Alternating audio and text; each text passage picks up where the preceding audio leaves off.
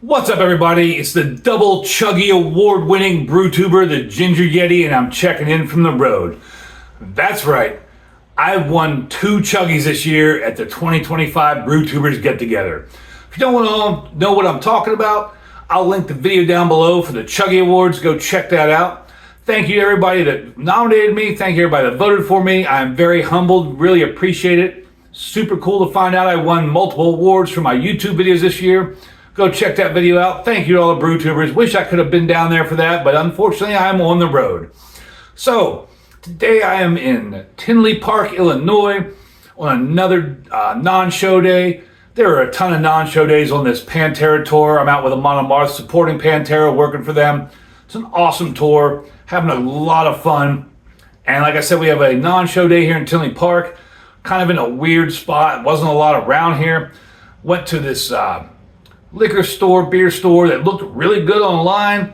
When I got there, the shelves were almost empty. There was not a lot of selection, but I did find a beer that I've never had before. It sounded kind of cool, and it is this beer right here. This is the Cold Crispy Lime. It's from Pipeworks Brewing Company out of Chicago, Illinois, and I don't see Pipeworks a whole lot in Ohio, but I have had a few of their beers before. I know the Ninja vs. Unicorn, I think, is one of the most popular ones. But I've never seen something that wasn't really an IPA kind of beer, I don't think, from them until now. Like I said, this is a Cold Crispy Lime from Pipeworks. It's a 4.3% alcohol rice lager. According to Untappd, it was brewed with real key lime juice. And I'm excited to try it. Even though it's wasn't a very warm day today. I mean, it was in like the upper 70s, low 80s, not very humid. It was generally a nice day overall. Sounds like a great beer for this kind of day. So this is what the can looks like. It's like this gold foil. It looks like a lime cart in front of a building. A goat or a horse carrying the cart. I mean, kind of a cool looking can. And there's not a whole lot on the can. It just says Pipeworks Brewing Company, or from Pipeworks Brewing Company, brewed and canned in Chicago, Illinois. Artwork by, see if I can read this here. Kind of hard to read. Ryan Dugan, I believe is what that says. Writing's a little small. I mean, it's not too bad. If I was in regular lighting, it'd be easy to read, but I'm in this crack house hotel lighting, which is terrible. This isn't the best hotel. It's one of the lower end hotels I've stayed in on tour, surprisingly. Normally we stay in decent hotels, but this one's kind of old and dated. We'll put it that way. It's old and dated. And there's not really anything else on the can to speak of here. There wasn't even a date on the can, so I don't know how old it is. By the looks of that store I went to, this could be either super old or brand new, because there wasn't a lot on the shelves, like I said. So let's get on into it. I've talked too much. On Untappd, this gets a 3.55 with 1.6 thousand check-ins. Beer Advocate gets an 85 good. There's only 16 check-ins. Once again, I'm using my iconic plastic cup because I'm on the road, so I gotta bust out the iconic plastic cup. And it's actually pouring quite well into the iconic plastic cup.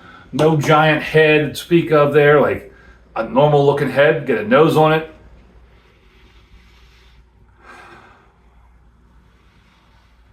Dip my beak in it like I always do. I mean, I need to trademark dipping my beak in it. And this is gonna sound really odd, but when I first stuck my nose there, the first thought that entered my mind of the smell was cat litter. But don't let that distract you from this beer. After that, it turned into just kind of like a light, earthy kind of smell. Very subtle in the nose. Almost non-existent now at this point after the head died down. And out of the can, it kind of does have like a cat litter smell, which I don't know if I've ever picked that up on a beer before. That's kind of odd. As far as color in this terrible, terrible lighting, that's a very hazy, light yellow. Can't see through it. I don't know if you can see this on camera, but a lot of carbonation in there. Just kind of a hazy, light yellow. And let's get on into it. Once again, thank you to all my new subscribers. Shout out to Sergey. He just subscribed to me from chatting with him on Untappd. I really apologize that there's no good Ukrainian subtitles, but it's out of my control for that. Thank you very much for checking out my videos and subscribing. Thank you to all my new subscribers. Really appreciate it. Cheers, everybody.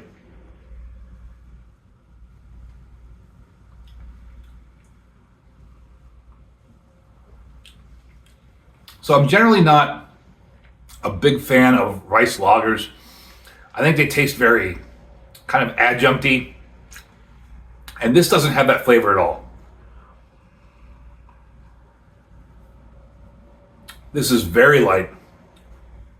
It's on the citrusy side of lime, but I don't know that if you handed this to me blindly, that I would actually pick out that it was lime.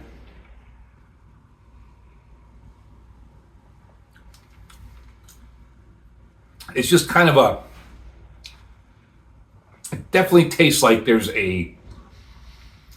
some sort of not sweet citrusy flavor in there, but it's not distinctly lime. I don't know if that even makes sense, but it's light. It's actually quite juicy and very citrusy, but not distinct citrus, not lime, but not sweet citrus.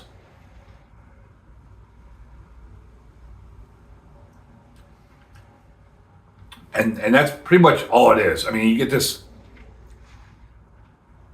citrusy flavor that again isn't very sweet, but not indicative of lime, and then just fades away into nothing.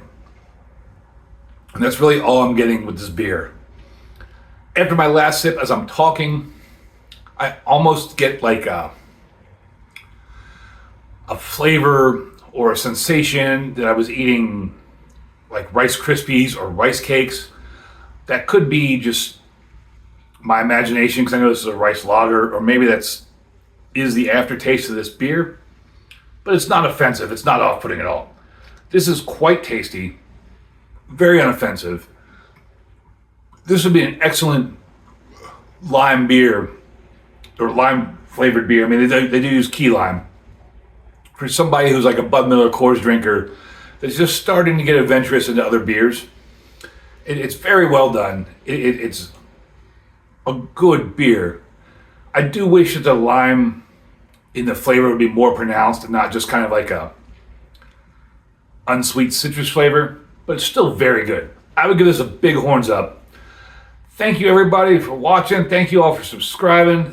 Thank you gentlemen in the BrewTuber community for nominating me and voting me a couple of chuggies. And as always, embrace the adventure.